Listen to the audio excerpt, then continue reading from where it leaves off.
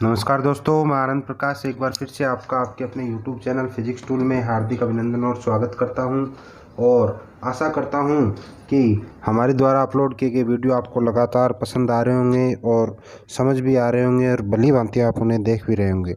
इसी आशा और कामना के साथ एक बार फिर से मैं आपके सामने एक नया वीडियो लेकर के प्रस्तुत हूँ, एक नया भाग लेकर के आया हूँ और जिसमें आज अपने अध्ययन करेंगे।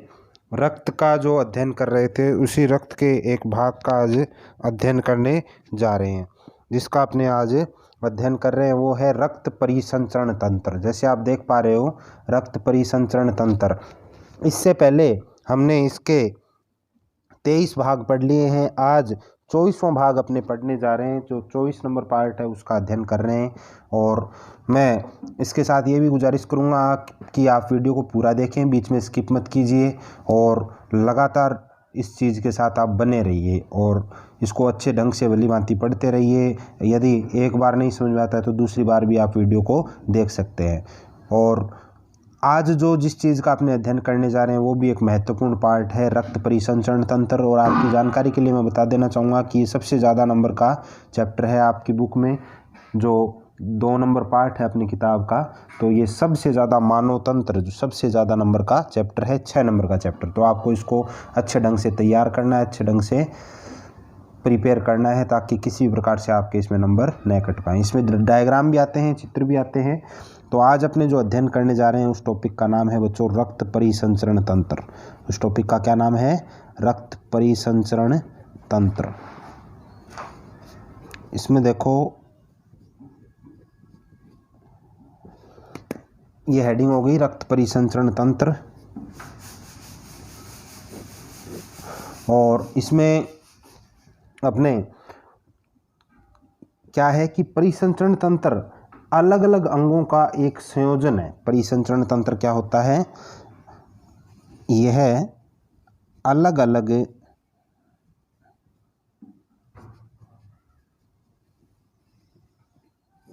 अंगों का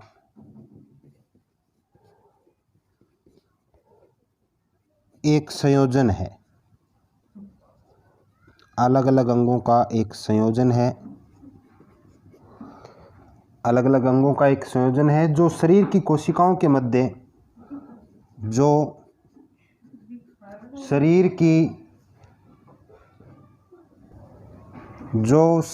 की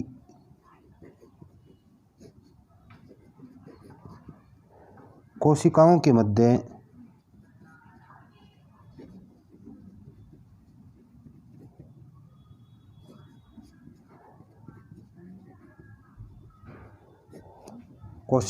मध्य जो शरीर की कोशिकाओं के मध्य गैसों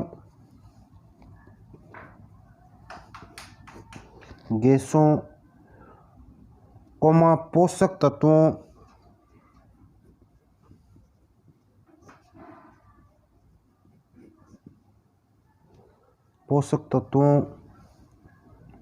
कोमा हार्मोनों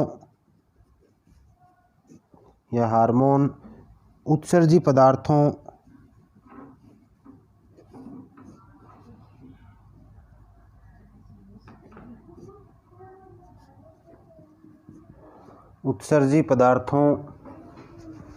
का परिवहन करता है। उत्सर्जी पदार्थों का परिवहन करता है।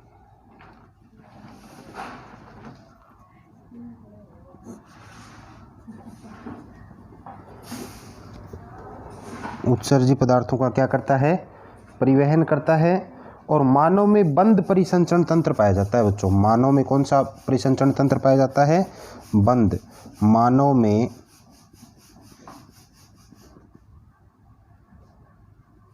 बंद परिसंचरण तंत्र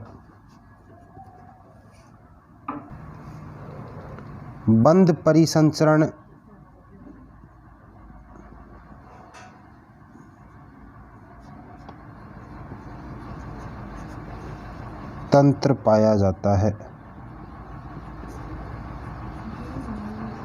मानव में बंद परिसंचरण तंत्र पाया जाता है, ठीक है, जिसमें रक्त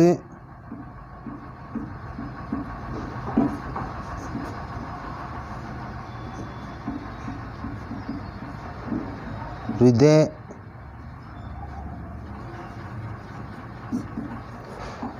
व रक्तवाहिनियाँ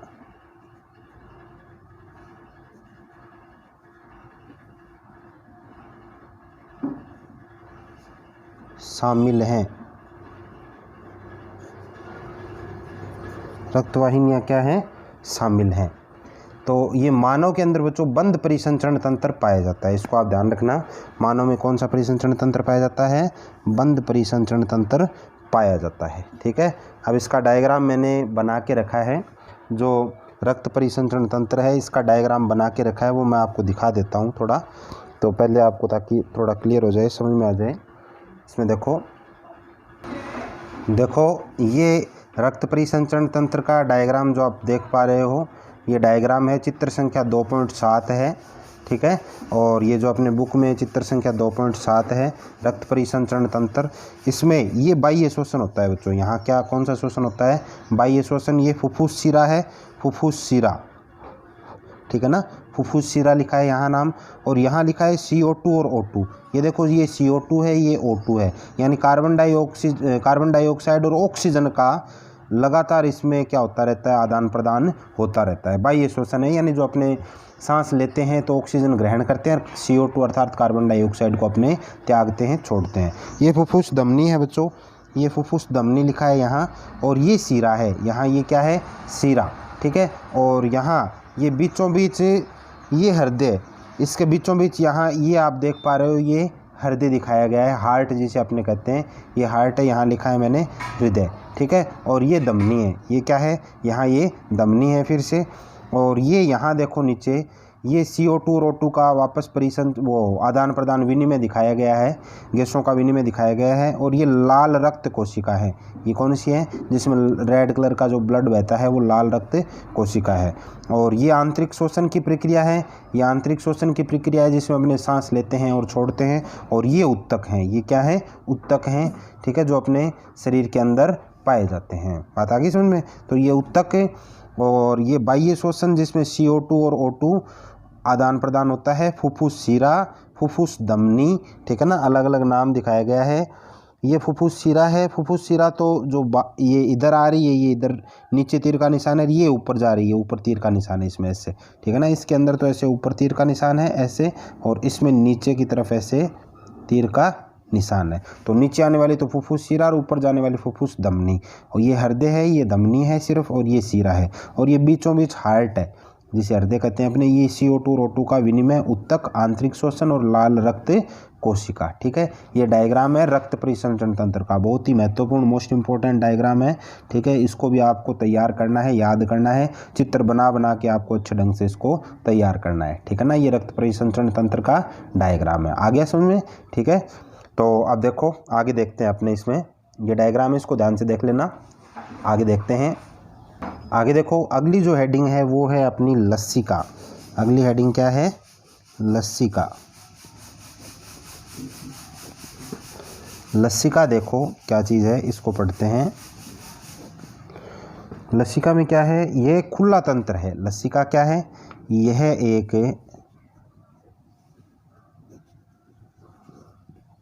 खुला तंत्र है। लसिका कैसा तंत्र है? एक प्रकार का खुला तंत्र है। ठीक है ना, लसिका ये खुला तंत्र है जो कि रक्त के अलावा, जो कि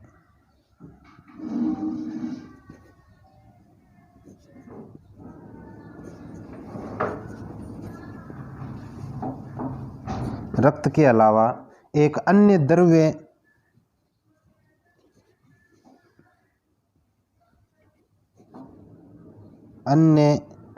द्रव्य लसिका भी इसके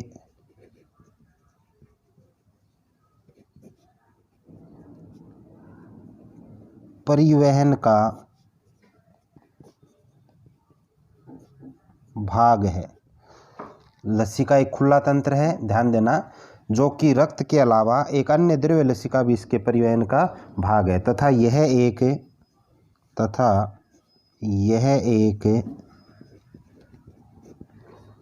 विशिष्ट तंत्र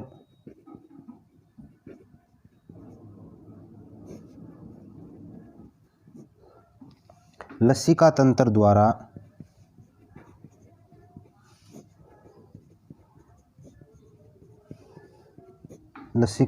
द्वारा गमन करता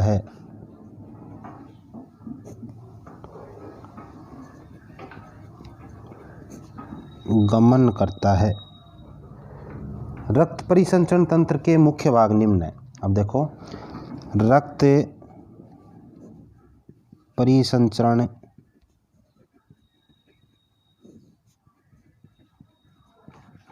तंत्र के मुख्य भाग निम्न है।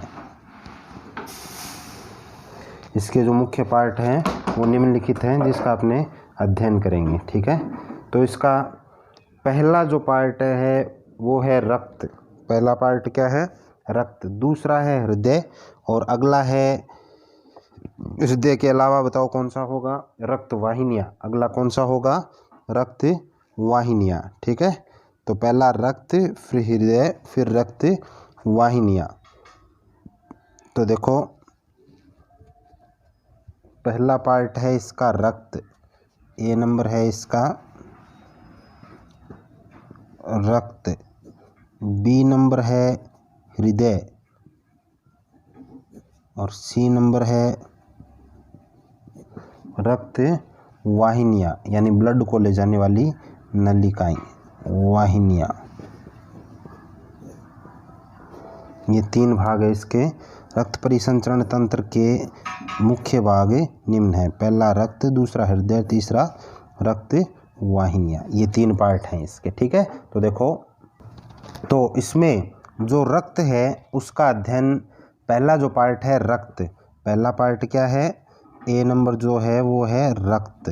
तो आपको पता है कि रक्त का अध्ययन हम पहले कर चुके हैं। ठीक है ना, तो रक्त का इसके बारे में मैं लिख देता हूँ, हम इसके बारे में पहले पढ़ चुके हैं। ठीक है, तो वही लिखोगे इसमें, आप डायग्राम वगैरह सारे बताए हुए हैं, आपको पढ़ चुके हैं। तो पहला पार्ट तो हो गया, इसके बारे में हम पहले पढ़ चुके हैं। तो पहला पार्ट ये हो गया। दूसरा पार्ट है बच्चों हृदय। दूसरा पार्ट कौन सा है? हृदय। ठीक है, इसका दूसरा भाग है हृदय, और पहला है रक्त। तो रक्त के बारे में आपको पता है, क्या बताया था मैंने रक्त के बारे में? कि यह एक तरल संयोजी उत्तक होता है। मैं थोड़ा सा बता देता हूँ रक्त के बारे में क्या बताया था, कि यह एक, ताकि आपको रिपीट हो जाए, तरल संयोजी उत्तक होता है रक्त का। ठीक है, और उसके बारे में फिर आगे बताया था मैंने आपको, परिभाषा में ये बताया था। और उसके बाद बताओ क्या बताया था, कि यह लाल कलर का तरल संयोजी उत्तक होता है, जो मानव, अन्य पशुओं व आवश्यक पोषक तत्व व ऑक्सीजन को कोशिकाओं में तथा कोशिकाओं से जो अपचयी अपशिष्ट उत्पादों से तथा कार्बन डाइऑक्साइड का परिवहन करता है, वो क्या कहलाता है? रक्त कहलाता है। आपके काइंड इन्फॉर्मेशन के लिए बता देता हूँ। और ये हल्का क्षारीय तरल होता है। ठीक है ना, हल्का क्षारीय तरल होता है, जिसका निर्माण लाल अस्थि मज्जा में होता है। रक्त का पीएच मान बच्चों 7.4 होता है। रक्त का पीएच मान कितना होता है? 7.4। बहुत इंपॉर्टेंट परिभाषा है ये भी रक्त के बारे में, यानी इसका पीएच मान कितना होता है, और ये हल्का क्षारीय तरल होता है, ये इसका पीएच मान 7.4 होता है। फिर भ्रूण अवस्था तथा नवजात शिशुओं में रक्त का निर्माण पलिया में होता है, और एक सामान्य व्यक्ति में लगभग 5 लीटर ब्लड पाया जाता है। यह आपकी जानकारी के लिए बता देता हूँ। और रुधिर के दो भाग होते हैं, द्रव्य भाग जिसे प्लाज्मा कहा जाता है, और दूसरा भाग ठोस भाग होता है, जो कोशिकाओं का ही बना होता है। ठीक है ना, रक्त के बच्चों दो पार्ट होते हैं। पहला भाग तो कौन सा होता है? द्रव्य भाग जिसे प्लाज्मा कहते हैं, और दूसरा भाग जो ठोस भाग है, जो कोशिकाओं का ही बना होता है। और प्लाज्मा रक्त के 55% भाग का निर्माण करता है। इसमें 92% पानी, जल और कार्बनिक और अकार्बनिक पदार्थ मिल करके पाए जाते हैं। पहला पार्ट बता रहा हूँ, देखो विस्तार से है वैसे तो इसमें जो, लेकिन अपने इसके बारे में पढ़ चुके हैं। फिर रुधिर की कोशिकाएं 3 प्रकार की थी। लाल रुधिर कोशिकाएं, आपके भी रिपीट हो जाएगा, साथ साथ बताओ, आप याद करो, जिसे क्या कहते हैं? लाल रुधिर कोशिकाओं को अंग्रेजी में शॉर्ट में RBC, लाल का रेड, बी का ब्लड, सी का सेल्स। और ये कितना प्रतिशत होती हैं? ये कुल रक्त कोशिकाओं का 99% भाग होती है। कुल रक्त कोशिकाओं का कितना भाग होती है?